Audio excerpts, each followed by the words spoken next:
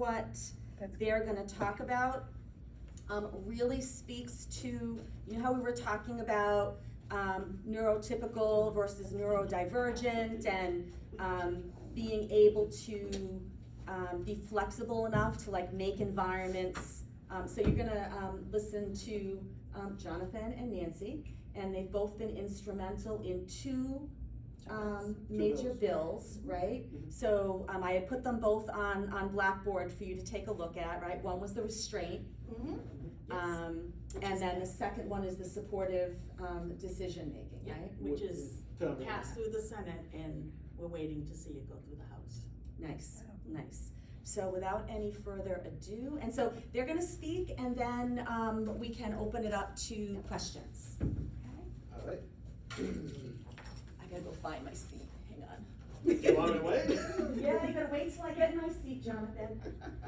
Oh yes, feel free to angle that. Please do. Thank you. Good afternoon. My name is Jonathan Gardner. I'm a 19-year-old, almost 20-year-old self-advocate, cancer survivor, and decision maker who happens to have autism. I have a vision of helping others any way I can. I began my advocacy at the age of 8. I responded to a traumatic event by using it as a springboard for my own self-advocacy. I shared my personal story and was able to help pass the school restraints and seclusion law in Massachusetts.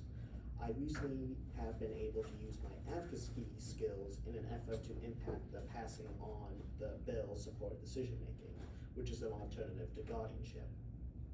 I was a key speaker at the 2021 Massachusetts Developmental Disability Council / ARC of Massachusetts Legislative Reception, where I provided testimony to the legislators in support of supported decision-making legislation. And I was an author, and I authored a letter to the editor about supported decision-making that was published in the Boston Globe. Just 2 weeks ago, supported decision-making was passed through the Senate, and Senator Lovely quoted my words on the floor of the Senate. I am eager to use my passions from my own life experiences to support people and to encourage and provide a genuine positive impact to all that are around me. I am employed by the ARC of Massachusetts, where I teach and am one of the official ambassadors for Operation House Call. Operation House Call uses families as teachers to support healthcare professionals in building confidence, interest, and sensitivity in their work with individuals who happen to have autism and intellectual and or developmental disabilities. I am a Flutie Fellow for the Doug Flutie Foundation, where I get the chance to share my vision with others to live their best lives. Most recently, Governor Charles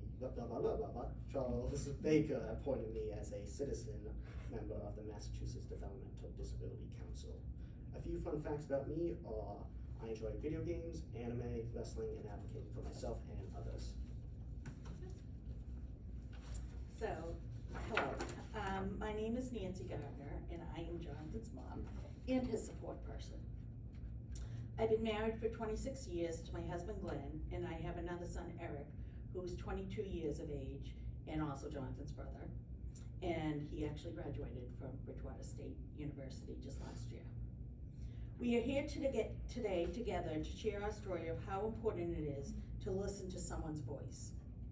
To start, I would like to share that a few weeks ago when Senator Lovely spoke on the Senate floor and used Jonathan's words, I cannot even begin to tell you how overwhelmed with emotion I was. I have never ever been a true believer of full inclusion because I firmly believe that it could not actually be done the right way. This is from what we have experienced. But that day, as we sat to see whether or not the bill would pass through the Senate, it became evident to me that inclusion can be done and gave me so much hope for more to come. It made me think of this quote, diversity is having a seat at the table, and Jonathan was asked many, many times to sit at a table and give his opinion, whether it was about the bill or anything else. Inclusion is having a voice. Jonathan has shared his voice so many times, but this was the very first time that I saw that he belonged. because his voice was respected, validated, and was going to be used to make a positive difference for himself and others. It was just very powerful and overwhelming for both of us. So, next I'm gonna let Jonathan speak to you about his public school experience.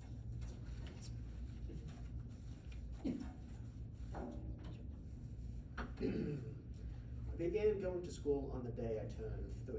I went to preschool, public preschool, followed by full day kindergarten with a 1-to-1 aide that followed me to 1st grade, and was supposed to follow me to 2nd grade, but you will understand soon why that happened.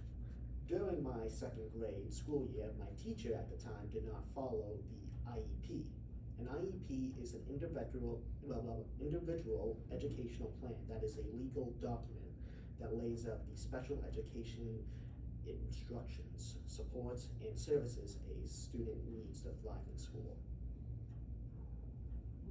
So during 2nd grade in public school, my supports that were put in place for me were not followed.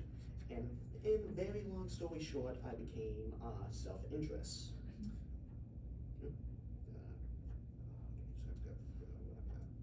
Thank you. My mom and dad advocated for me to go to a new school, and I did for about 9 days. I attended a collaborative where, again, my IEP was not being followed. And long story short, I became more self-interest because the teacher mentally and physically abused me. My mom walked in on the teachers abusing me, and that was my very last day in public school as a student. Now my mom's gonna share her side of the story. So, when Jonathan began school at the age of 3, communication was a struggle. His preschool teachers did work well with us, and it was about that same time that we began working with Joanne at the clinic. Jonathan, even as an infant, was very, very attached to me.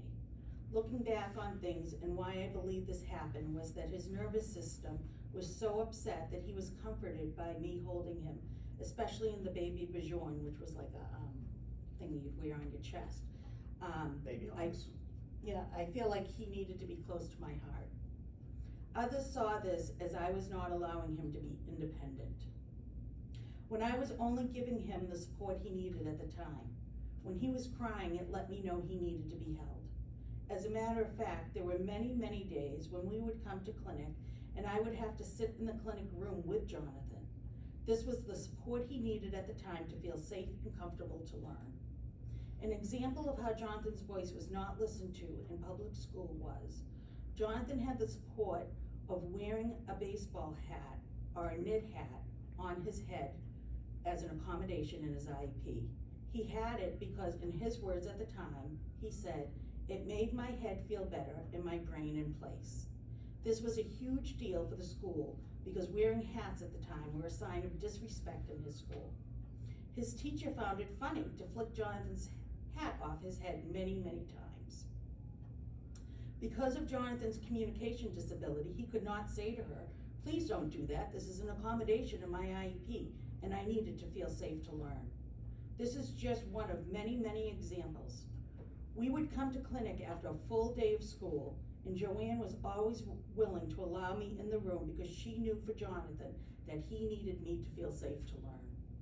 Sometimes he would have to sit on my lap, and sometimes I was able to sit in the corner of the clinic space, and eventually, throughout the semester, he would let me know he would be okay in the room by himself, and I could go be with Miss Joanne. When I think back to Jonathan's school days, I am so glad I listened to my gut. I honestly could not have done all of this if it was not for Joanne. She was a great support person for myself. Knowing she believed in me, and especially believed in Jonathan, made the journey so much more doable. I think one of the things that went wrong with the public school was that the people that worked with Jonathan wanted to push him forward too soon, when his body and his mind was not ready to move. He needed to go at his own pace, which did not mean he was lazy, fresh, or did not want to learn. It was the complete opposite. He was always eager and willing to learn, as long as it was at his own pace. He was never fresh. He's actually a very empathetic person, sometimes even too much. One of the most awful things that was ever said to me in an IEP meeting was, "You have missed the opportunity for him to read. If children don't read by 3rd grade, they will not. He is going to end up living in a loft apartment eating bologna sandwiches." And to think, at 8 years of age, grown-ups have given up on Jonathan. I could not believe it, and I could not let this be his future. He deserved better, and it was my job to do that for him. So next, Jonathan's gonna talk about his trauma.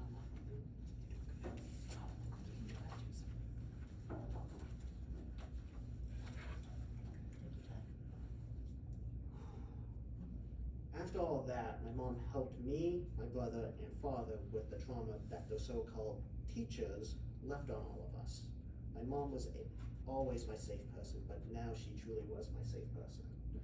My mom gave me the tools I needed to build back my confidence and navigate life's challenges. She helped me to understand how my thoughts and emotions affected my behaviors, I should say. During the same time, my mom found a lawyer to see if we could do anything.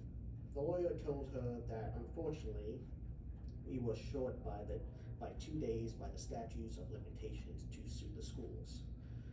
The lawyer, who is now my friend, offered us something we didn't even know was the better option at the time.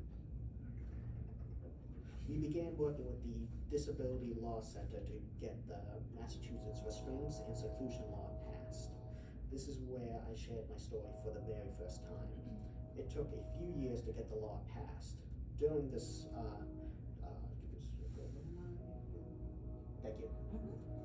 Passing this law gave my mom and I both so much peace to know my journey happened for a reason, and more kids would be protected and feel safe to go to school and get the education they deserve. There were 2 places that I felt completely safe.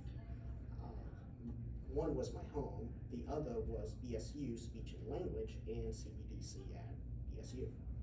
I felt so safe when I came to Speech and Language because I could just be myself without any judgment. During a bad time in my life, when I was having a horrible day and had some PTSD stuff going on when I got to speech, Joanne always made sure to either help me out or give me my space until I was ready to interact. Some days my mom would just bring me to speech and I would just cry, and that was okay with Miss Joanne. Now my mom's gonna share her part. So Jonathan's trauma affected our whole entire family. I honestly think he deals with it better than any of us. Like Jonathan said, it was so powerful when I was connected with Mr. Rick Glassman, who was the lawyer from the Disability Law Center. I remember when he called me after he read Jonathan's file and my intake. He said to me, "I have some good news and I have some bad news." I said to him, "I'll take the bad first," and that is when he told me that our statutes of limitations were over by 2 days. Then the good news was that we could still make a difference, because he was trying to change the law so others would not go through what Jonathan did. He also said to me, and I will never ever forget this, the world just gets better when we all work together. Those words always stuck with me, and they still do. They're actually hanging up in our schoolroom to this day. And this gave us purpose and motivation for why things were happening, which was so important to us, especially as our journey continued. So now I'm gonna let him speak to you about his homeschool part. Go ahead.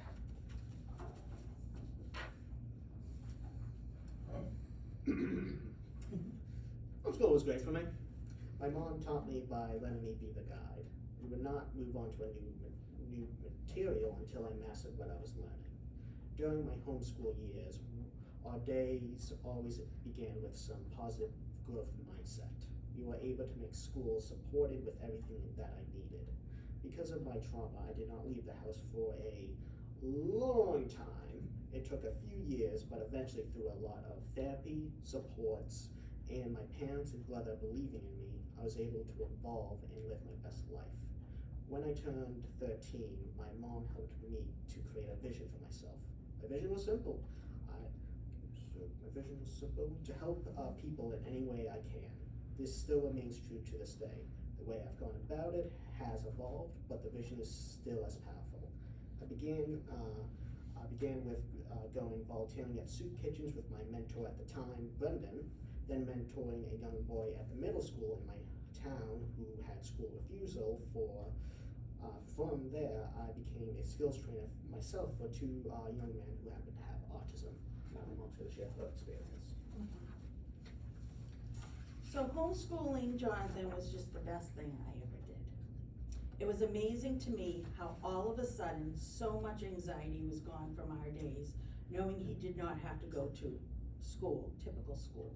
He could now learn somewhere he felt safe, accepted, and competent. A huge part of our day was growth mindset, and I did a lot of cognitive behavior therapy with him. Cognitive behavior therapy taught Jonathan that thoughts affect emotions and emotions affect behavior. The goal was to help him shift his thoughts, feelings, and behaviors. When Jonathan was first traumatized, we had a counselor that came to our home because he would not go out at all.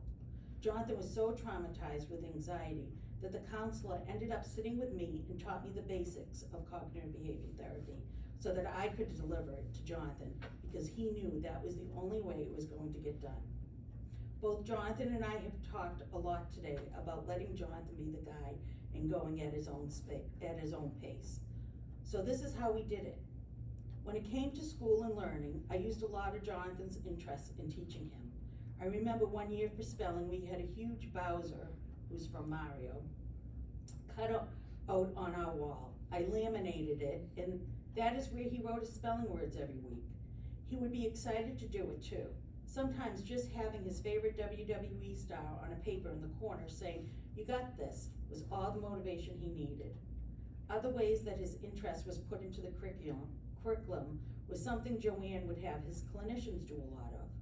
When he was reading, for instance, every time he read a word, he would gain a piece of a puzzle that was from his favorite character of the time, until all the words were done, and at the end, he and the clinician would put the pieces together. This made Jonathan know that his learning was important to even his teachers, and he knew how much they cared about him by doing this, that they showed an interest in what he liked too.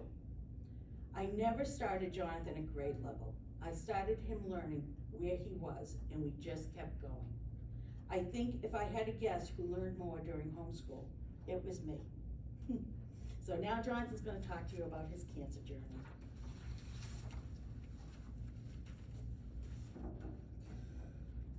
In 2021, I was diagnosed with a rare form of cancer called Ewing's sarcoma. The day I found out about my diagnosis, I was trying to start a video game called Valkyria Chronicles. For some reason, I felt something was stopping me and I shouldn't be playing. So, I stopped. Decided to go upstairs and check on my safe person, my mom, and ask her a couple of questions. I had a feeling coming over me as I was going up the stairs. Dread, concern, random feelings. Then I heard my mom crying. I listened in to my mom, who was in my dad's office. I thought the only thing to do was to open the door and ask what was going on. After a small amount of prodding, I was able to get the truth. My mom told me I had cancer. I thought it was a joke or a mistake because it was April Fool's Day.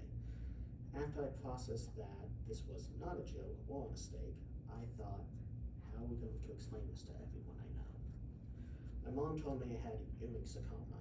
From what I learned, this is a very rare cancer. I went through a lot to get my diagnosis. In the beginning, we all thought that maybe I had a Charlie horse in my leg or needed new sneakers because the pain in my leg just wouldn't go away. We went to many doctors. One even told my mom I might need a psychologist because they could not find anything wrong with me.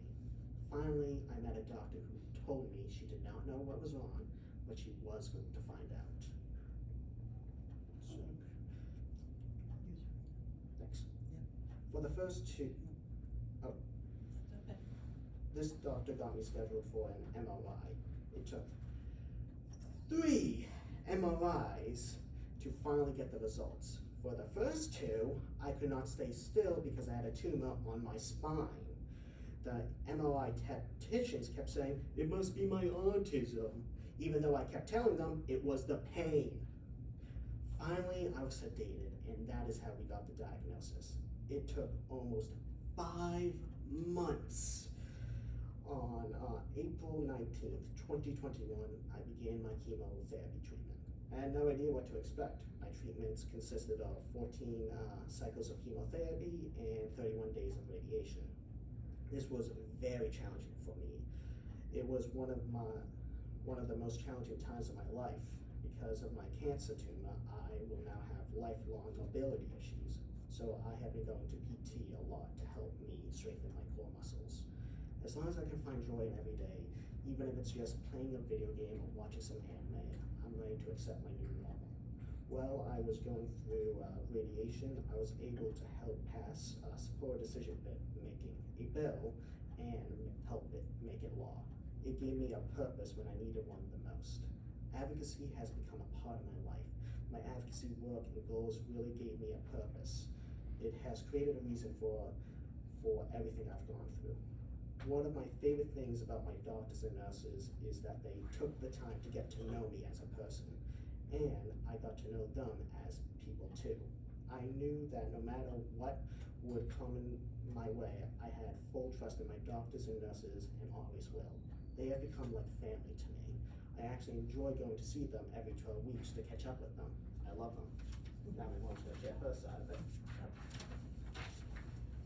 This part of Jonathan's journey really shines a light on why it is important to listen, respect, and validate someone's voice. There was too much focus and overshadowing on his autism diagnosis. We are so thankful to the doctor that said she would find out for us, and also to his physical therapist at the time we were working with, who really pushed us to do more MRIs to get the answers. His cancer metastasizes very fast, so thankfully God was really looking over him, so we got the care he needed. But 5 months of no one listening was hard, and he was in intense pain every day. He could not walk, sleep, sit, or even play video games. He was actually in a wheelchair for a while. His team of cancer doctors, I cannot even say enough about. I have never in my life experienced support for Jonathan like we got at Mass General from his oncology team. Like Jonathan said, they are like family to us all, and we love them very much. They saved his life. They respected Jonathan for the person he is. They found value in him and treated him with so much respect. Even his nurses and doctors made it a point to find out his interests. They would always ask him about his games, wrestling, whatever it was. One of his nurses came to our home on the weekends so we could come home, and she would treat him with extra fluids just so he could spend a few days at home. She did this with no pay, but just because she wanted what was best for Jonathan. Quite a few nurses would get little things for Jonathan that had to do with his interests, like Cookie Monster cancer hats to t-shirts, just to name a few. Just coming in the room on their lunch break to say hello and change the talk from cancer to did you watch WWE on Friday was just huge. It would bring a smile to Jonathan and all of us.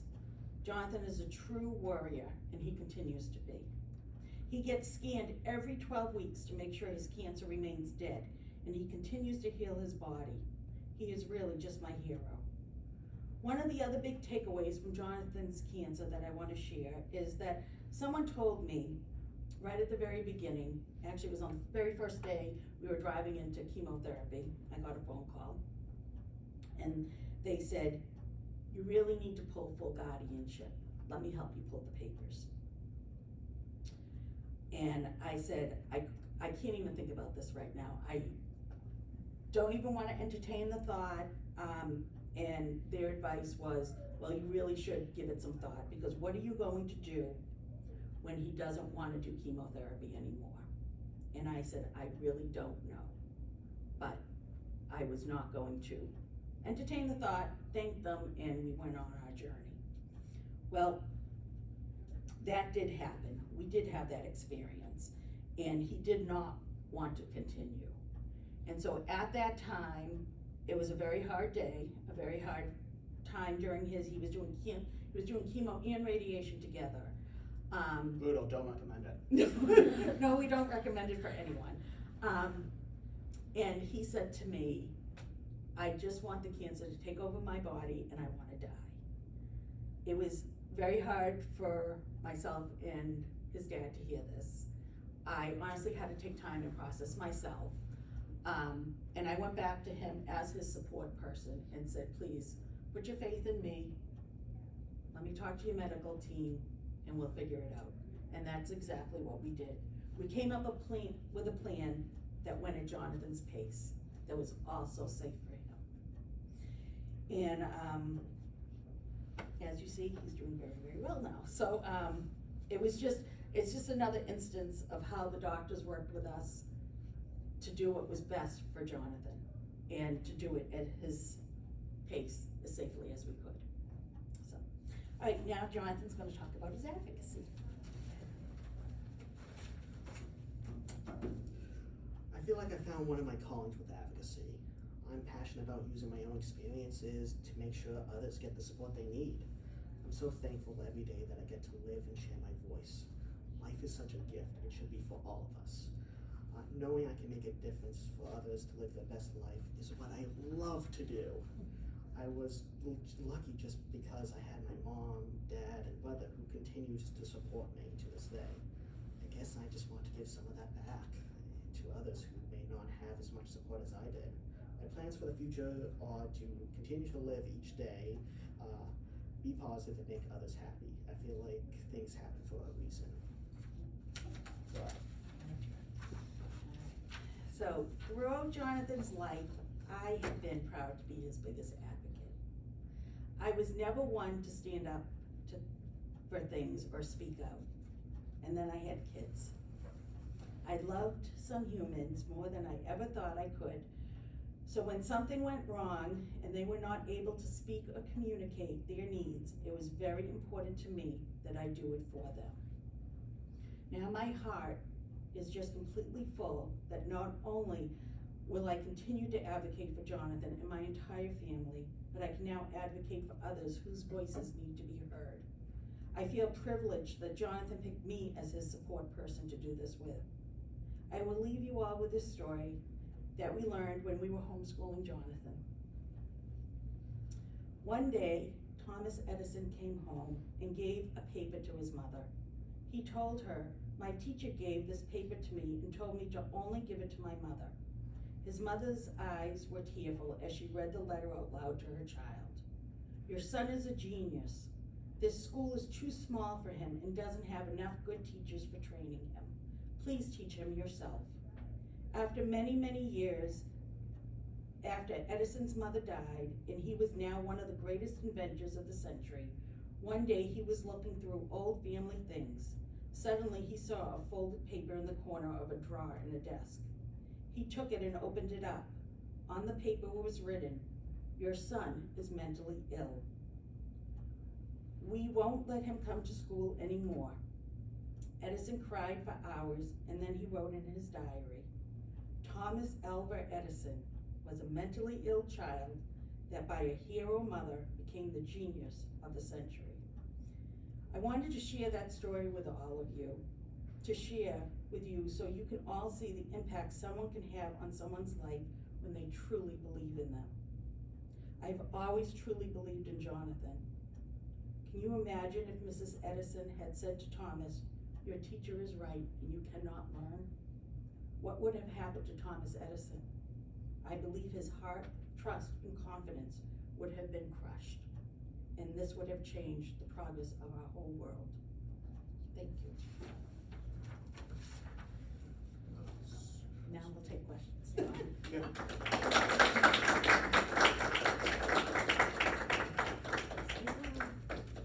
I touch that black marker for a minute? That's my own word.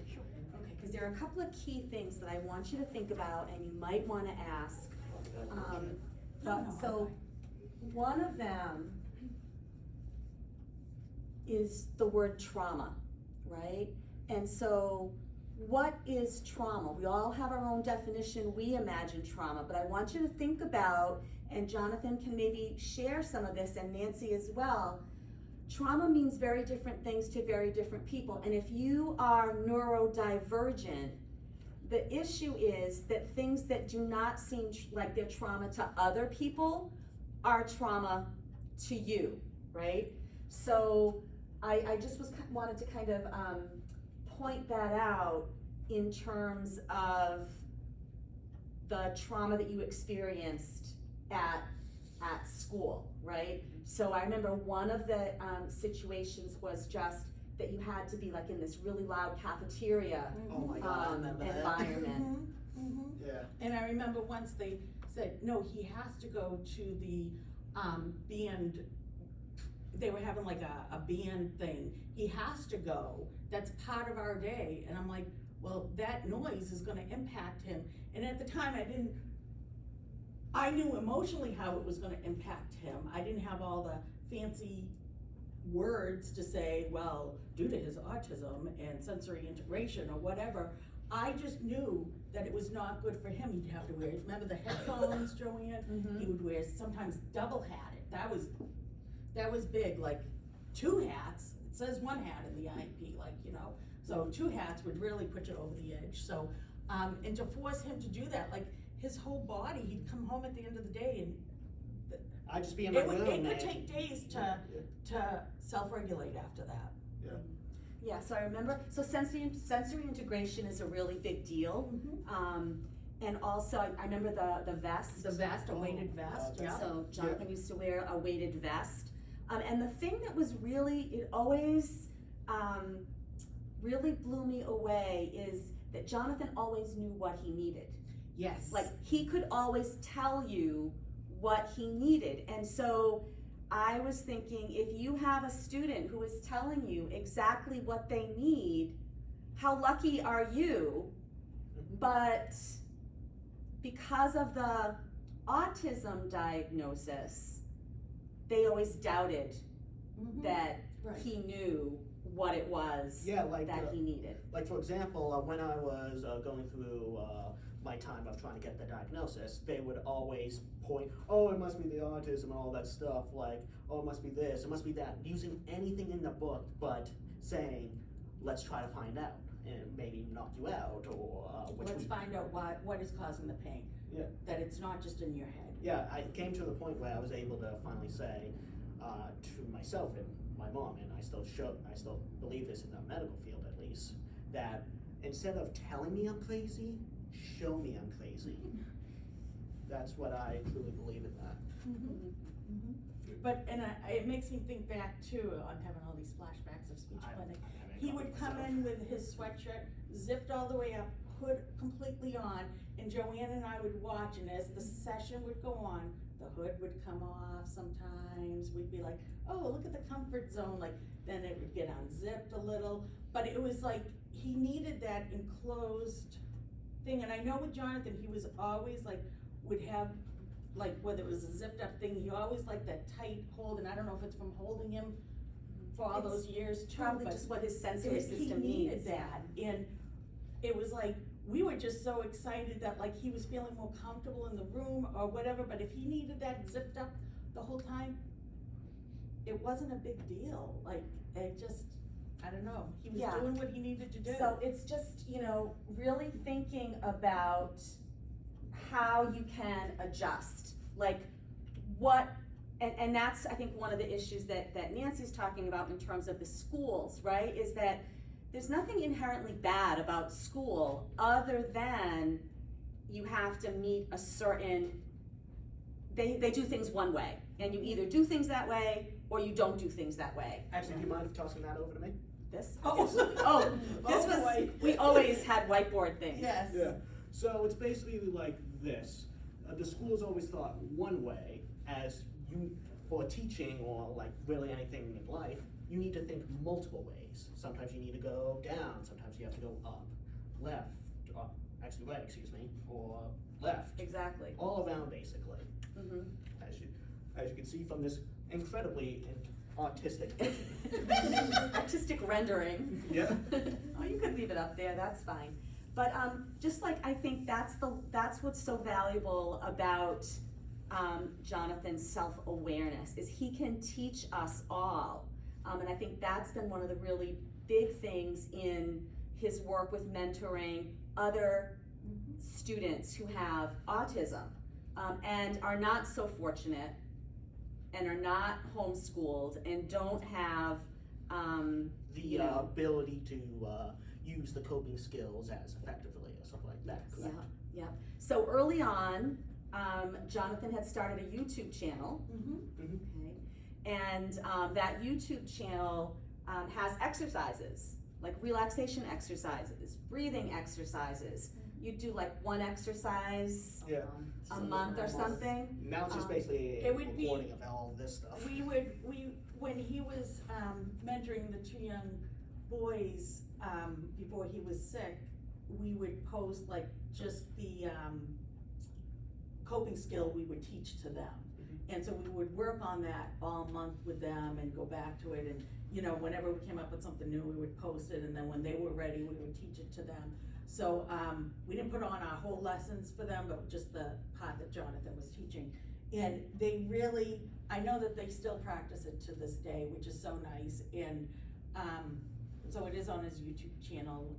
All together now, plug here, yada, yada, yada. Yeah, so what are, I if you send can the just link. remember just a couple, what are, just because, you know, they don't really necessarily know what those kinds of techniques are, but it might be helpful if they're in a situation and they have a child who's experiencing a high level of stress, to have some tools to be able to help that child to, you know, and a lot of it was breathing, right? Yeah, a lot of it Yes. was breathing. Like, for example, if you don't mind, this Not is at gonna all. be much easier to show off instead of just doing it on my hand.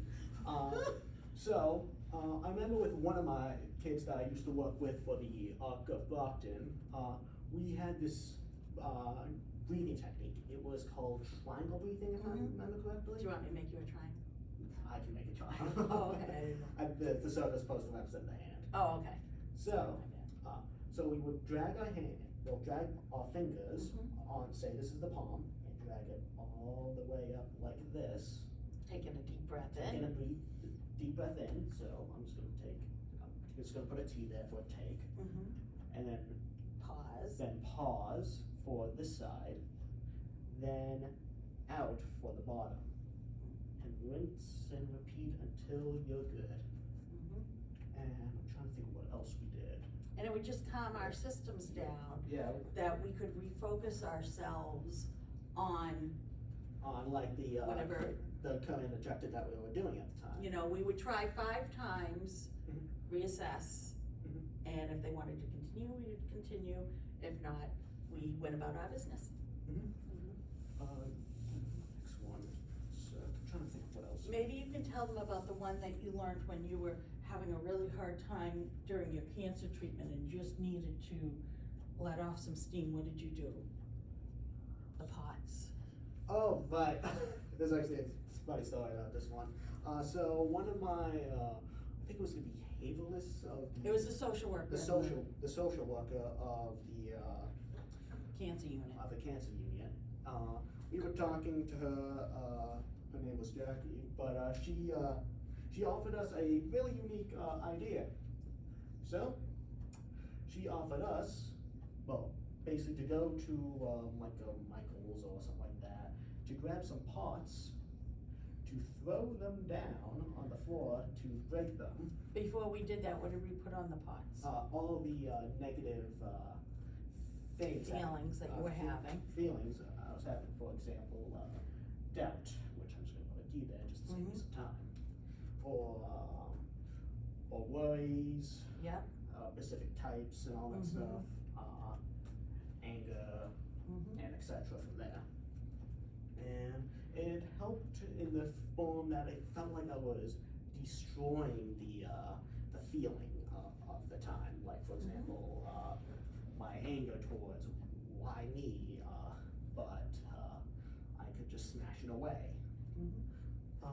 Or the worries, I could smash those away.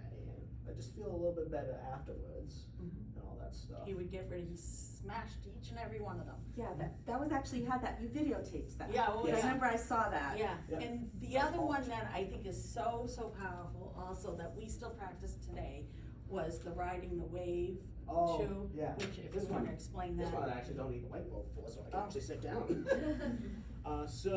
The winding the wave is something we learned to do during my cancer treatments, all that stuff, because there was a lot going on that I think you all could just imagine all that stuff.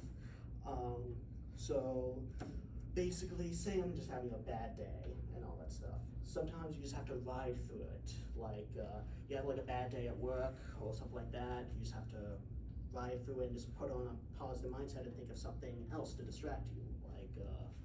Like say for example, oh, I'm excited for when I'm feeling up to it to go play Tales of Vesperia video game. So can I jump in? a little Please bit? do, because I So don't when know how to Jonathan say would these. have a lot of anxiety, and honestly, this helped me a lot too, because we were both having the same anxiety on the same day, and we had called his therapist, who said, "You both having panic attacks together." How nice. So she described to us, because Jonathan loves water, loves the beach, it's a very calming place for him. So she was taking our interest, and she said to us, picture yourselves at the beach, in the middle of the ocean, on a boogie board.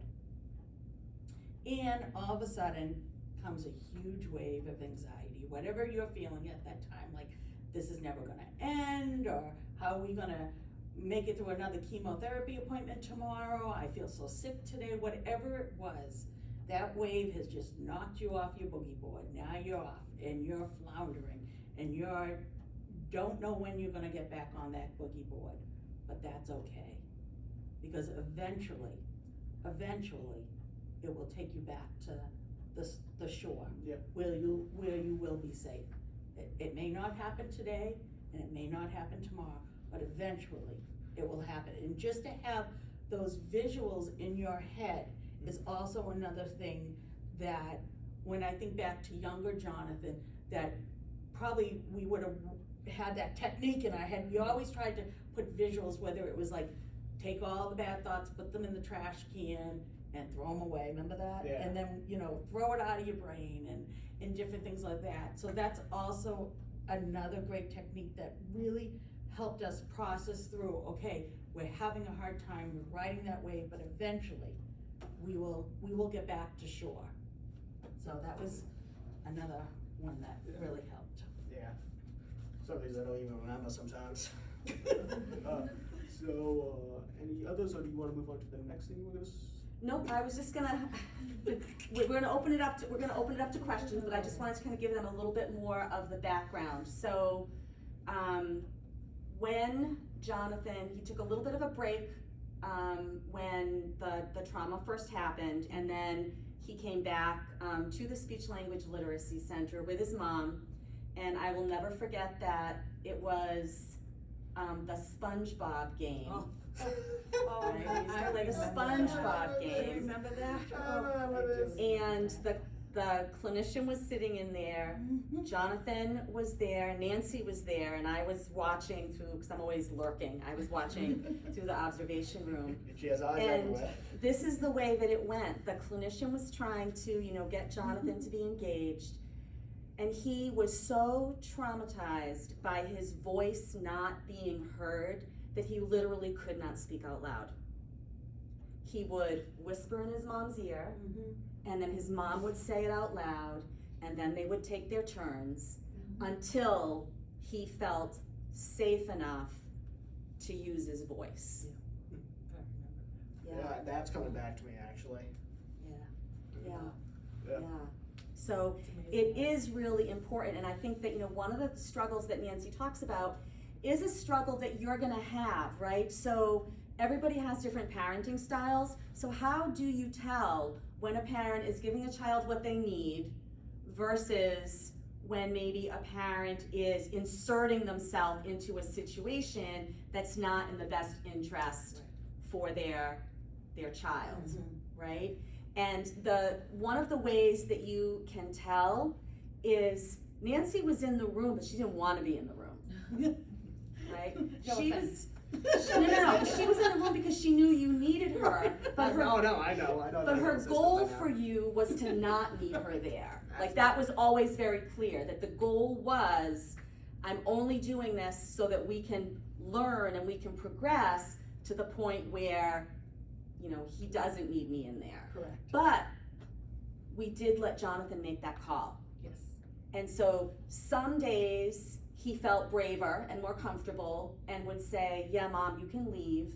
And other times he didn't. So I think the key for you as beginning clinicians is that flexibility, that fluidity, that it doesn't have to be, oh, well, yesterday you didn't need her, so why do you need her today? No, you don't need her. Mom, go back there. Right. Jonathan, get in here, right?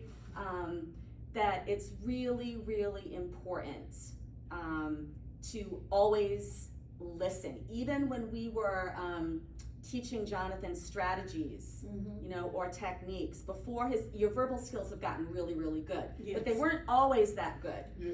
So what he always had was a marker, a whiteboard, Yes. little whiteboards, paper, and he would draw. Yep. And that would be the way that he would communicate. And then even when we were working on, like taking notes, Mm-hmm. right? He drew them first. You may still Yeah. draw sometimes rather than, He Sometimes. does. but, so, you know, he knew that that worked for him. You know, same thing like, we were always working on visualizing to remember things, right? Mhm. And so we would ask him, what makes sense to you? How do you see this in your head? Because I know how I would remember it, and I know the story I would make up, but my story's not gonna work for you. So all of those things, and then like Jonathan said, sometimes he would come in, and he really didn't wanna be there. Right? But Nancy was trying to teach him that you have a commitment, and even if you have something happen that sets off your day, and so it's not going the way you wanted it to or expected it to, you still have to honor your commitments. And so sometimes he would come and it would be, he'd only stay in the session for 5 minutes. Right. But that's okay, because he came and he went into the session, Yep. and then we respected his voice and said, Right. okay, you really don't feel like you can do this, it's okay. Right. If you need to I mean, it leave. was definitely I always knew I would try to connect with Joanne if he was having a really rough morning or an afternoon, just saying, this is what you're gonna be in for when we arrive. Hello. But, to know that I could do that and for her to accept, okay, I'm gonna prep the clinician, he's not gonna be happy and welcoming to come in, but this is where we are right now. The goal was to always have that separation when he was ready for it. And I think it is a fine line. And I remember we even had him, we showed him the room that you and I sit in to let him know, like, we're right here, just wave and be like, Mom, and I'll come in. And that was okay. And sometimes he did do that. And when I'd sit in the room, I wasn't like doing his work for him. I just Yeah, she was. would sit there. I was his comfort person, and I would try to not to say anything if I could, because I wanted him to build up that relationship. And it was really came down to trust. Like, he had huge trust issues, as you can only imagine. But he did know, he knew it didn't matter whether he could cry and he could do whatever and, be like, I don't wanna go to speech or whatever it was, but he knew at the end of the day, we were getting in that car and we were driving there and we were going. And it, like you said, it's that commitment. This is a safe place to go. This is a trusted person to go to. And and he always knew that. Yeah. So Yeah. it's yeah. that. And I think the other thing that's really important is when those things happened, it wasn't like Nancy's saying, Jonathan, you're just gonna go. Those were opportunities where you use the cognitive behavioral therapy. So they were opportunities to actually engage Jonathan and help himself work through Mhm.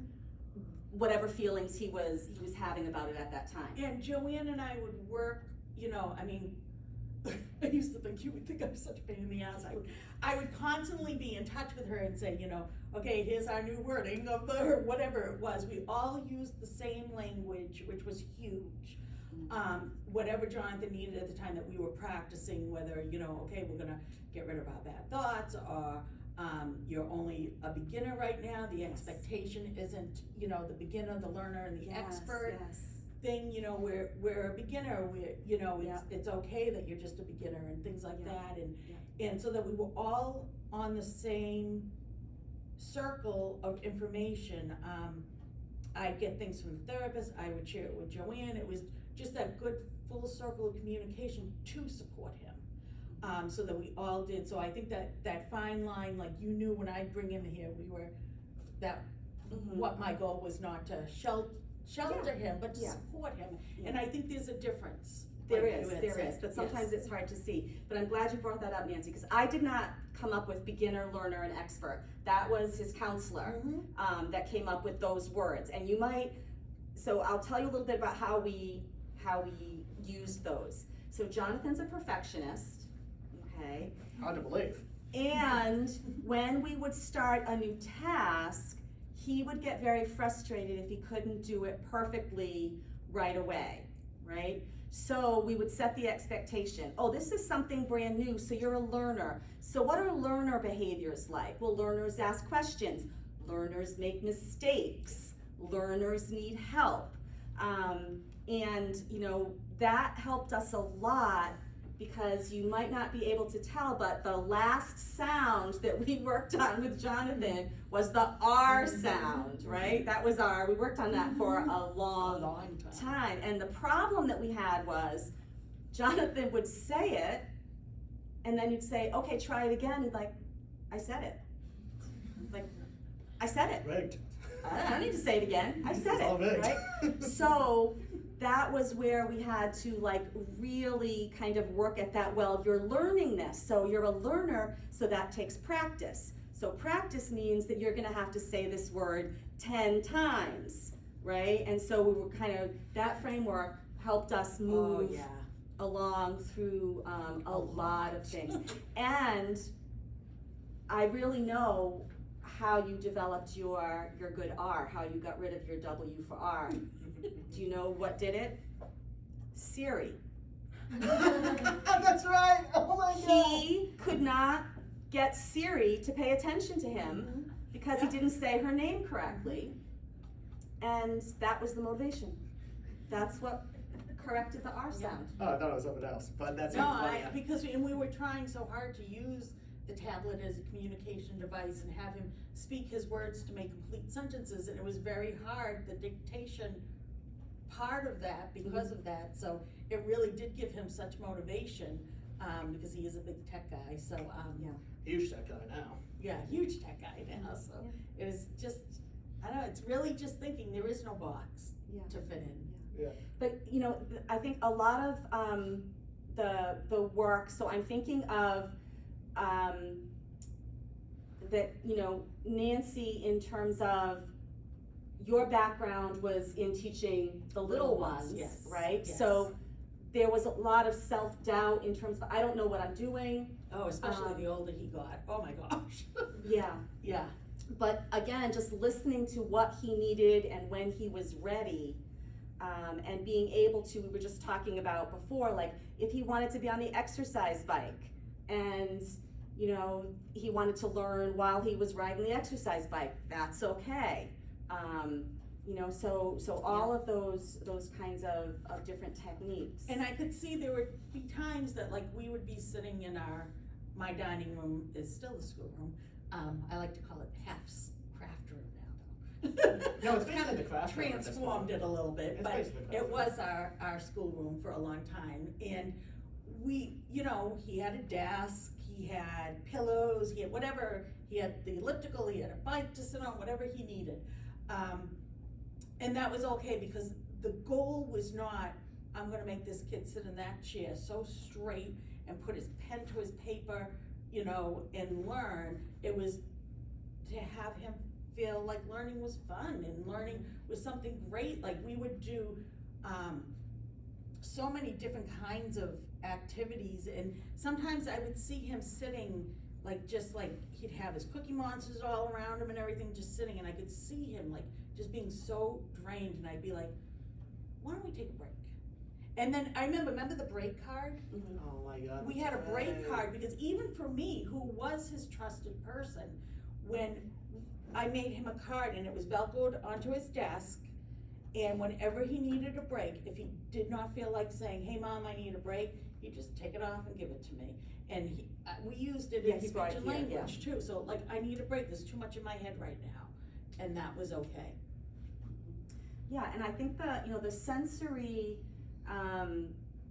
issues get downplayed a lot, but, like, I think even to like taking a trip, going to a new restaurant. Right, those were huge, huge things, and to the point of when Jonathan got sworn in by Governor Baker, my oldest son came, we all came, it was a big, big event. We're riding home, and my husband's just like, it was, an all-day event. There was a little restaurant, he's like, hey, you wanna stop there and grab dinner? Like, with no second guesses that would be okay, and we were all like, sure. And we're sitting there, and Eric said, who's my oldest son, he's like, can you imagine, we're all sitting in a restaurant, enjoying each other's conversation, there's noise and radios going on in the background, and he's just like, how far have we all come? Huge. Like, going out to a restaurant was just something we just really did not enjoy doing. The lights, I remember going into Kohl's, lights were like awful for him at one time, like the lighting or whatever it was that it would make his body feel like, he used to tell me, I just don't feel good, pins and needles all over the place. Do you remember any of those things? Pins and needles. I mean, he still self-accommodates himself all the time, and now he has noise canceling headphones, which are more, To an extent, yeah, I remember that. they're more, I guess, accepted Yeah. now, but at the time he had big construction ones that weren't accepted, Still because do, that's what, sometimes use them. yeah, he does. But it's what, he would just go and do it, like when he was a little boy, he would get up, when he started walking, and he used to get up every night, 6 o'clock without fail, and just pace around the house, pace, pace, pace. My husband and I would just be like, oh, it's almost time, he's gonna get up, and he would just do it. We didn't say, Jonathan, why don't you go self-regulate yourself and pace? He just would do it. And like Joanne said, he knew what his body needed, and it must have been that end of the day, I need to relax myself before I'm gonna get ready for bed, or whatever it was. And he did it religiously for so long, and his accommodations changed, and he always let us know what they were, like the weight vest, or whatever it was that made him feel more secure. Yeah, and the reason I brought that up is just to kind of, that point that, I've met Eric, I've met, the dad, but mostly I deal with Nancy and with Jonathan, but there's a whole family, Yes. right? And what's your favorite, I don't know if it still is, your favorite Thanksgiving meal? Oh, the Jell sandwiches. Right? So, just You liked it. You liked it. I tasted it, and I said it was okay, it wasn't. Dad liked it. Yeah, okay. But so, and just kind of going with those things, like sometimes it was like broccoli, like that was the broccoli food was- of the day, right? Right, and he would go on kicks, broccoli, my freezer would be full with frozen broccoli, and then one day he'd be like, yeah, I'm all set with that, I'd be like, oh, great, and then it would move on to the next thing. Right now, he's on to Life cereal, that's our current favorite No, breakfast. I would say it's more all around. though. I will say, cancer affected his flexibility in food. Food was big. And he went out the other night with his skills trainer, his mentor. He sends me a picture from a Chinese food restaurant of this big plate of like sauced broccoli and beef and noodles. And he's like, look what I have. I'm like, did you eat it? He's like, yeah, it's good. I was like, okay. It's still big news to us, because it's his skill trainer loves to go for dinner with him now because he's just so flexible. He brought him to a Mexican restaurant. Like, it's amazing. Yeah. Amazing. And even the environmental stimulus around that. Right. So think about the cafeteria environment in a public school.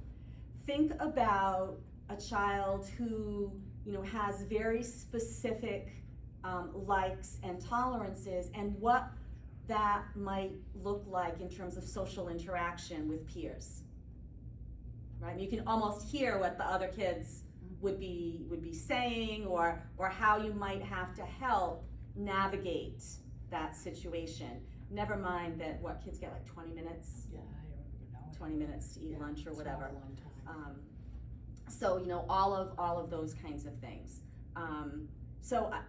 Anybody have any questions? I do want, I'm gonna open it up to questions, but then I do want you to talk a little bit about kind of the before picture, the restraint, like what was allowed to happen in schools, and now what, with this law in place, what it looks like. So, I mean, I don't know what was allowed to happen before, whatever it was not. I can tell you what happened to me. Yeah, I know what happened to him, but, Yeah.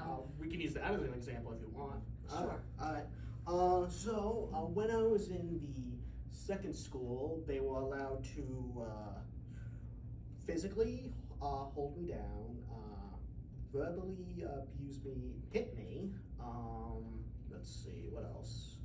Trying to think, what else? Use vibes for my mother. That was one. I'm just naming off stuff that happened. I don't know much about It's okay. this stuff. No, that's fine, you don't even have to tell all of them, but, No, we've never actually talked about this openly, but, so he was restrained to the point where he couldn't really breathe well, okay? So, I remember when I walked in and I took him, out, and, I was holding him because he was crying and hyperventilating, and he had asthma, and I said, I need his inhaler. And they had no idea where it was. So here he was having an asthmatic reaction to the hyperventilating, and I mean, he was having a full-blown panic attack as he was flat, I don't wanna upset you, but Oh, he no, was, don't worry, it I'm was- used to this he tough was stuff by now. flat on his back, and they were on top of him. To the point of when we did go to, we left that school that day, and we went into, I called his pediatrician because she was in constant contact while he was at that collaborative every day, because it was not a good fit. Not at all. It was not a good thing, and I didn't know exactly what was going on at the time, for those few days. And she said to me, I called her, I'm like, he's breathing really heavy, I don't have his inhaler on me, blah, blah, blah. And so, she said to me, I want you to go right into Children's Hospital now. And my husband had to meet us because I didn't drive highways then. So he came and we all went to Children's Hospital, and he actually had bruises on him, that they documented and whatnot. And he, from there, so whatever they were doing was not okay, because there were cases at the time when we were working with the lawyers that children were not able to breathe, and they were not being offered their asthmatic devices or whatever it was that they needed, because they were just trying to, I feel like it was like such a power thing, because one of the things that led to them. Sorry to interrupt, but I Yes. just have to say this. I find it fascinating by the small amount of power people can sometimes get. They can go overboard with power control. Sorry. It's true, because I'll tell you, one of the things that led them to, and it boggles my mind to this day, because they believed so much that they were doing the right thing, that there were incident reports that I have that spell it all out. He was, and I'll never forget one, I don't know if you remember this, so they were reading at the time in his classroom a book called The Magic Tree House. And they would sit in a circle, and they went around the circle, and he was not a reader at this point, and that's like a third grade, Yeah. I am not even 100% sure what level. And it's spelled right out in the incident report. We go around, and so now it's Jonathan's turn. It's your turn to read that paragraph. He's not gonna say, again, just like the hat, don't flip my hat, I need support reading or anything, because that's an accommodation in my IEP. Instead, he cried. Now, this was also the same day that they wouldn't let me in. I was supposed to be allowed in there, and I was fighting with the principal downstairs, but I was trying to get in there. But so long story short, from the crying, he started saying, now I want my mom, and it went on and on and on. More tears, nobody's listening to him. He went to a self-injurious behavior and took a pencil and tried to put it towards his neck. So their reasoning for restraining him was he was gonna hurt himself, okay? He was going to hurt himself because he was not being listened to. And he didn't know how to tell them that. So if you look at the whole situation, it wasn't like, oh, we're gonna read today, I'm gonna take a pencil and get out of that. That's not what it was. It was like, I don't know how to read. I need help reading. And I can't tell you that. He had such a sense of failure. Mm-hmm. And I think that's where we got that whole beginner, learner, expert thing Mm-hmm. going from. Yeah. And so they took him out of the room, kicking and screaming, into almost like a closet-looking room where I found him. So that was allowed apparently until the law was changed. The law has progressed actually now to the point of where, I don't know if anyone's ever heard of Nikki's Law, which was a law that I was so happy passed. So it actually, the teachers that are doing this will be put on registries. His apparently won't be because of the time frame, but just, I think it was the past few years that Nikki's Law was passed. So, and they're constantly evolving the law to where it's better safety for our kids. And there are times that you do need to restrain someone, but there are safe ways to do so. Mm-hmm. Yeah. Did that answer the question? Yeah, no, because I remember that was part of what the problem was in his classroom at the first school. No, that was the second school. No, I know, but I'm saying, I remember the first school, there were two things that I remember from the first school. One, his name is Jonathan, Oh, yes, John, that was that. and the teacher decided to call him John. Yeah. I was friendly with her. She doesn't get the right, she has to call me by my full name. Yeah, Exactly, so yeah. that was one issue, and then the other issue was the working in little groups, and he couldn't read, Right, and he would, the minute they put him in a group, he'd be like, I know that they're doing something that I can't do, and so just that feeling of, you know. Also failure. bullying. And there was something with the spelling tests too, wasn't there? oh, the spelling test. Yeah. Oh, I just remember, you know, what were they given, like 20 words, so they would knock his down to 10, and then there was just such pressure over the spelling test, and I used to ask for like an accommodated list, if I remember correctly, that weren't second grade level, that were at his level. Like that was it was a big deal, and it just wasn't ever accommodated. Yeah. They accommodated it by cutting it down, that's what I think it was, because everyone else would get 20 words, but he could just do 10. Yeah. There's your accommodation. But that, and then the red. Oh, writing in red, Yeah. oh yeah, everything would be in red. Oh yeah, I almost forgot about something actually. So in the school, this has, I don't know if this has anything to do with it, but I just found this really stupid. But looking back, I remember they gave us these folders to block everyone's from cheating to test. Oh. It was very easy to get around that, to cheat. All you have to do is just get up and do it. It is one of the stupidest things ever. Oh, that's great, Jonathan. I always wondered that, and I actually had to put double the folders so I could just. Yeah, I'm sure that even put pressure on, because he was not one to do the wrong thing. Yeah, He did, and I so always it's like, felt bad no, if I that's accidentally almost setting looked them over. up to do the wrong thing. Yeah. You know, so, Yeah. Yeah, and I always felt bad. Like I always had to put double the folders and just. Yeah. Part of me wanted to, but. Yeah. So the whole point of this is really not to kind of like belabor the point, but just to kind of show you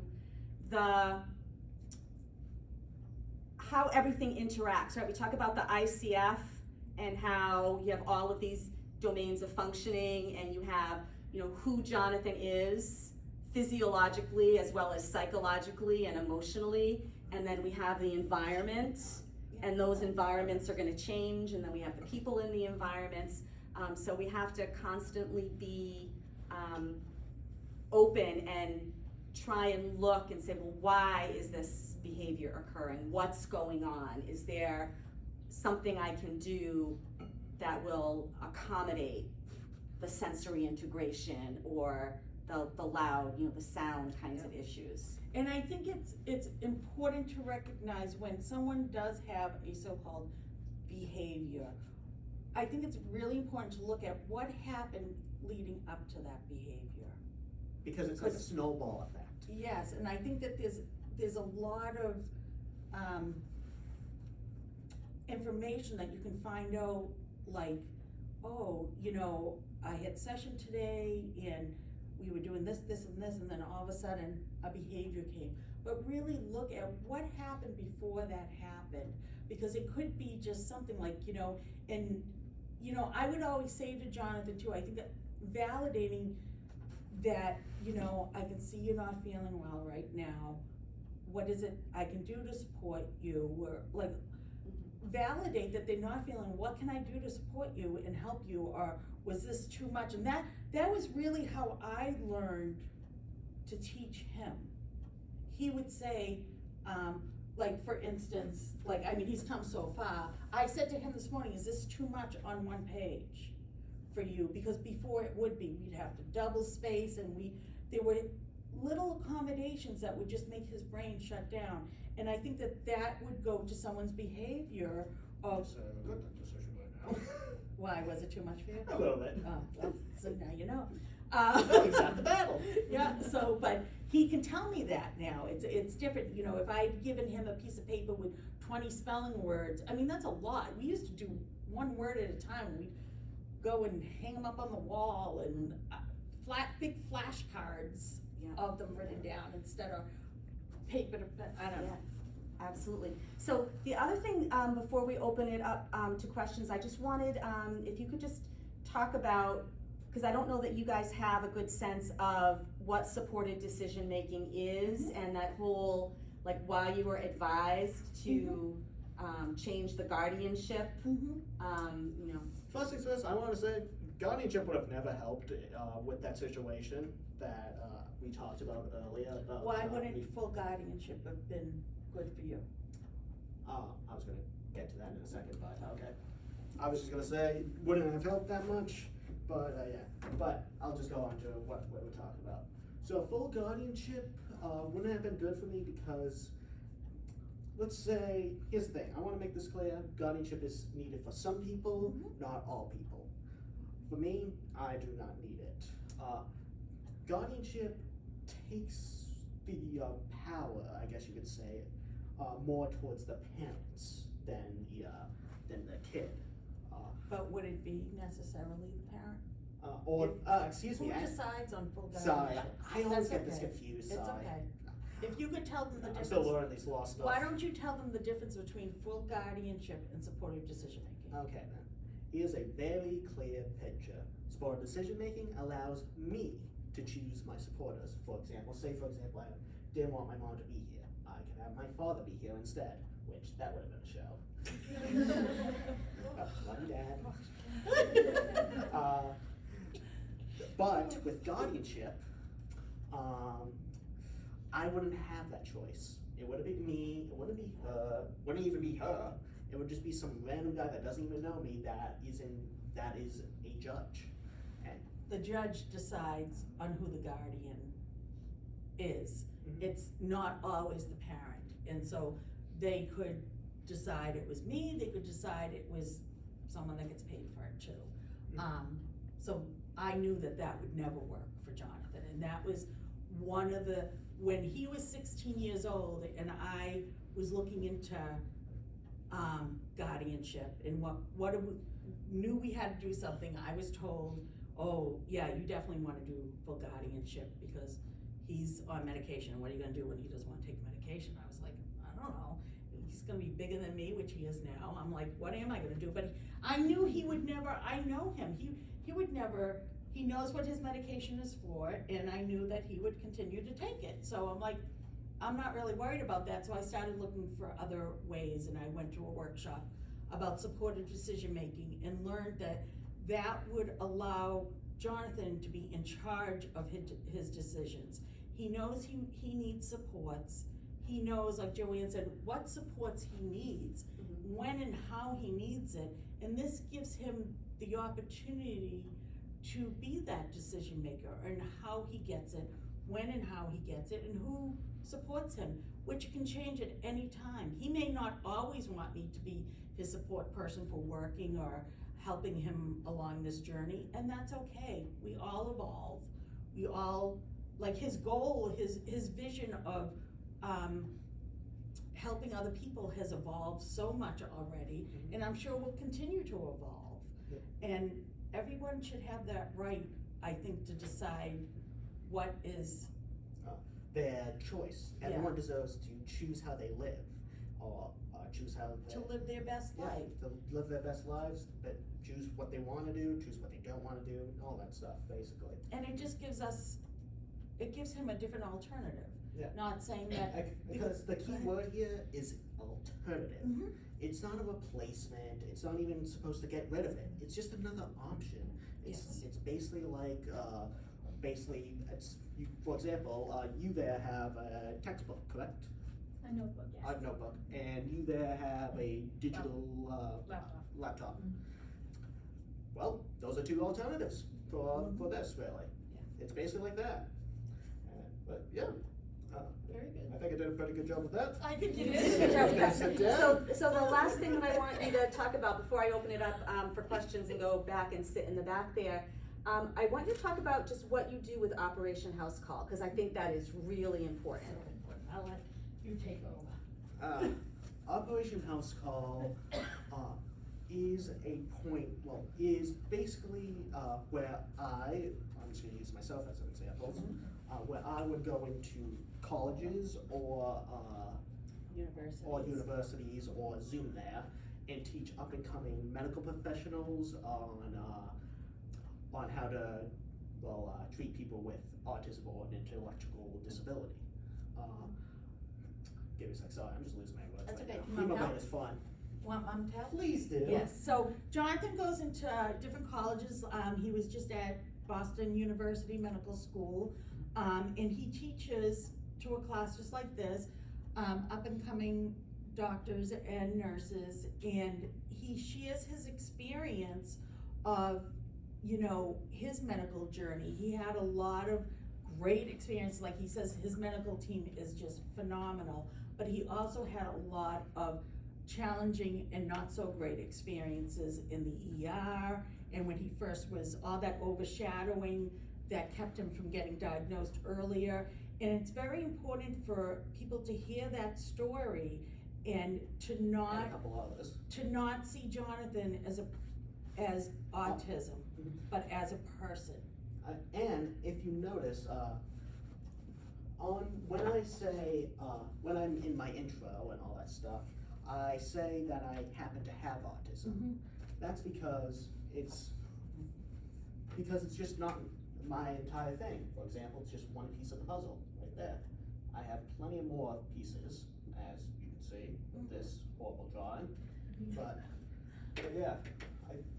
But yeah, though, it's just a way for people to basically learn about how to treat people with autism and any other intellectual disabilities. Where I just share my story and answer a couple of questions. So I think it's just very powerful because, I think a lot of that overshadowing is drawn out, and it gives them a different perspective so that they can go on and be the best medical people they can be to help everyone else, because everyone does deserve health care and the medical attention. And the that best they, health care. yes, that everyone should be valued, whether you can talk, whether you can walk, whatever. Upside down. Right, whatever it is, everyone should be valued and respected and given the care they need. So that is what he does at Operation House Call, and it's very powerful. All right, guess we'll open up to questions now, unless there's anything else Ms. Joanne wants us to talk about. No? All right. Let's see. Do you have any questions? I just want to say how impactful this was, and it's so cool to hear how you started off in speech, just like whispering through your mom, and now you're standing in front of a whole class, which I can speak for myself, I couldn't even do. So that's like really impressive, and Yeah. just, you've come a long way, so thank you for sharing your journey with us. And thank you for listening. Of course. Like, I was probably more of a mute than anything. Like, I didn't even talk when I was a kid, honestly. Like, there was this necklace my mom used to have with pictures, and I would just grab it, and she would know what I mean instead of me just crying. That was before we even met Joanne. Yeah, that was. And with the early intervention, I used to wear, you know, the picture cards all around my neck. Yeah, so that, yep. Mhm. Yes. When you were going through that recovery phase and you were in treatment, besides the things that you guys have talked about, were there any other things that helped you kind of break out of your shell that you did with the clinicians or with Joanne when you were in speech? Anything else? You guys covered a lot, so no worries. Yeah. Nothing else. Let me think. I guess really it comes down to the interests, really, like being able to relate to something, like basically like how you would just go up to someone and say, oh, that's cool, I like that, and start a conversation off of that, really. Yeah. Like, it's similar to that, basically, like breaking the ice, I guess. It makes me think, I'm having all these flashbacks, Joanne. We used to bring paper plates, which I had a friend once drop off, I had to be 100 mini paper plates. We would bring paper plates everywhere we went because it was something Jonathan could bring to someone, and we would stick a Thomas the Tank sticker on it because that was his thing, and he would come into anyone and just say, like, he wouldn't even say anything, just everyone got a plate. Everyone got a plate with the Thomas the Tank sticker, but it broke the ice almost, and it was like, he knew if he was giving it to someone that probably I said, okay, this is a good person to give it to. You used to give it to your preschool teachers. They used to love them, the paper plates. And the other thing I think that was so helpful, at least for us, and I think it was for you also, Joanne, was when before the start of every semester, Joanne would send me a picture once she knew who she was going to assign him to, which was great for Jonathan to put that visual to who it was gonna be. And what we would do as we evolved from the plates, where we would make an all about me story. And so Jonathan would put in his story, he doesn't like dogs, so please don't put any dogs on my papers. He would tell how he would live, you know, in his house with me and his dad and his brother. He had a fish at the time. You know, and just tell a little bit about his likes so that it was easier. It was a way for him to communicate because he wasn't gonna go in and sit down and say, hey, I have a brother named Eric, but it was a way for them to connect, and they would go over the story together, which I thought was it was powerful because it helped make that connection. So we evolved from the plates to that. Yeah, and then I just think one of the other things that we did that was really helpful is we always had a structure. So he always know that when he came in, the first thing we were gonna do was play a game. Yes. Like, and he could pick the game that he wanted to play. It was SpongeBob more often than I wanna tell you. Yes. But, you know, it was that was like the transition to help him kind of get into the session. We liked, Battleship. Battleship 2, and we used to play, what's the one where you guess who? Guess who? Guess who all the time? Yeah, that was good. Yes, and he knew what to expect. He knew, okay, I'm gonna have like almost a little, I got in my car, I came here, and now I need to decompress, then I'm changing sceneries here. I can sit, play a game, I can do my work, and I think they would end with a game too, Yes. wouldn't they? Yeah. And then it would be time to go home. So I think almost setting in his mind, he knew what to expect too, and that helped out a lot. Yeah, like Yeah. basically a schedule. Yeah, Mhm. yeah. I mean, and that guess who game, you can use, you know, therapeutically. So when we first would play guess who, Jonathan would say, are you a toaster? Are you this person? Are you that person, right? So that's not the whole point of guess who, right? But then he learns like, oh, and then that was all compare, contrast, and how do I formulate a question? Oh, yeah. And So even though it was, a game that was fun, we were able to use it in ways that were actually helping him hone his language skills. Absolutely. Yep. Yeah, so, any other, so anyone else? Anyone else have any questions?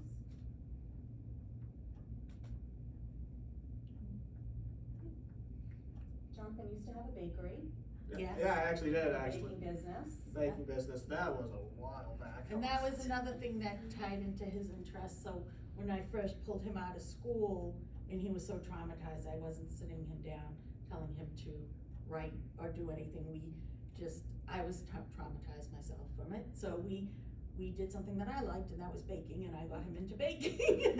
It was great, cause we did a lot of breads at the beginning, kneading the bread, and like all the sensory stuff, again, coming into play, which evolved into a bakery. And I made a lot of money from it, Yeah, he actually. did. Yeah. Yeah, but Yeah. Still do, actually, funny enough. fractions and following Yeah. directions Yeah. and, Yeah, all of I those mean, things. it's amazing how you can take anything and make it into a learning opportunity, quite Yeah. honestly. And I think that's what maybe being homeschooled did for you, cause I remember when Yes. you first started homeschooling him, you were always so concerned about finding a curriculum to follow. Oh, yeah, that left me fast, though. There was not one curriculum that I did not modify, not one thing was not modified, and we used a lot of, oh my gosh, the curriculum was all over the place, I mean, which in the grade levels of the curriculum were all over the place, because that's where Jonathan was, like, he loved history, like, history was a great, fun thing to do, and, it's so funny, because he said to me the other day that writing was one of his favorite things. Who would have thought? Right? Yeah. Because, and that was one of the most challenging things. But what did we do? We found a different way to do it. He would typically write on a whiteboard, because I think the flow of the marker, everything played into it. And I would snap pictures of it so I could send it to the school and be like, no, we did do our writing today, see? It just wasn't on pen and paper.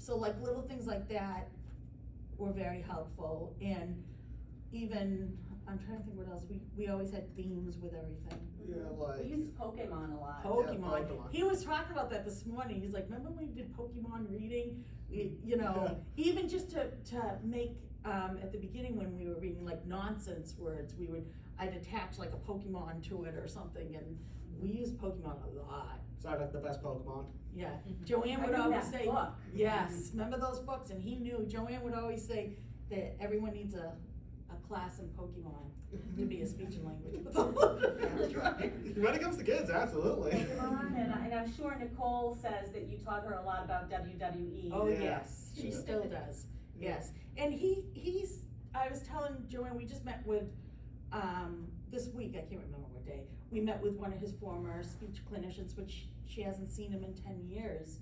And it was very powerful. We keep in touch with quite a few of his speech and language teachers over the years, and it's just really nice. They've had such an impact on his journey that, I mean, we love each and every one of them, so. Yeah, but, what was I gonna say? But yeah, though, not to go on your point or anything like that, I'm just gonna go off of You mine. go right ahead. If you do have a question and you're too shy, don't be, trust me. I'm actually shaking in my boots as we speak. And I'm probably gonna be a sweating drip monster after all of Yes, this. that's right. I sweat too It's much. okay. It's not my liking. It's But- okay.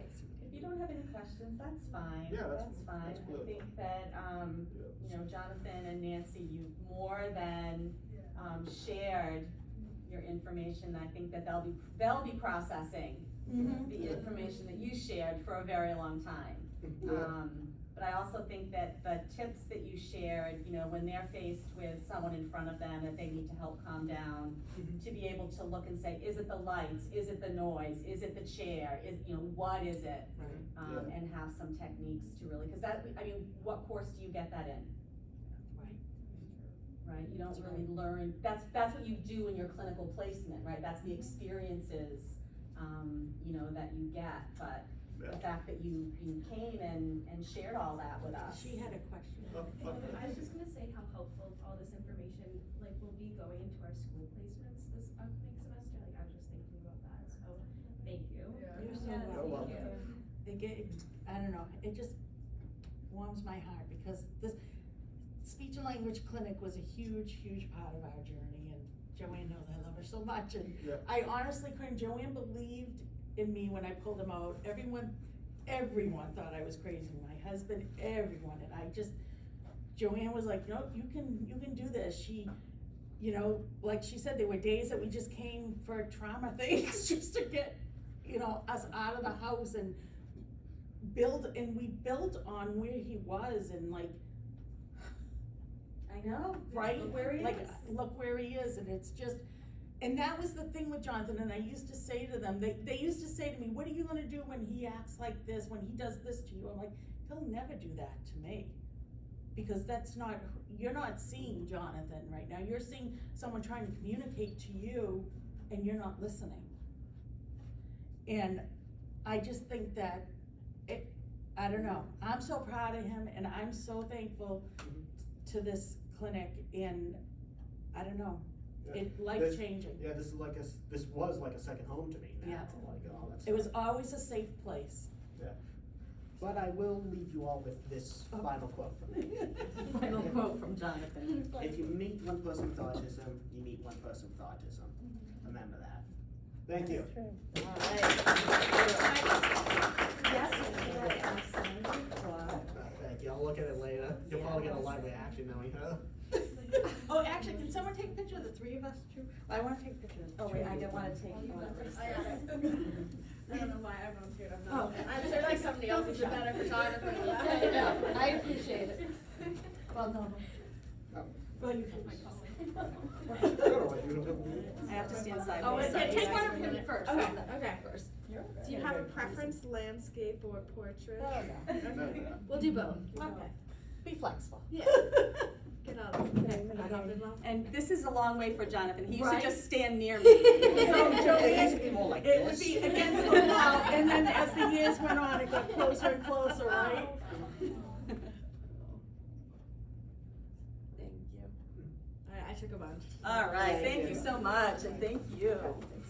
Yes, happy Thanksgiving and happy birthday. Thank you.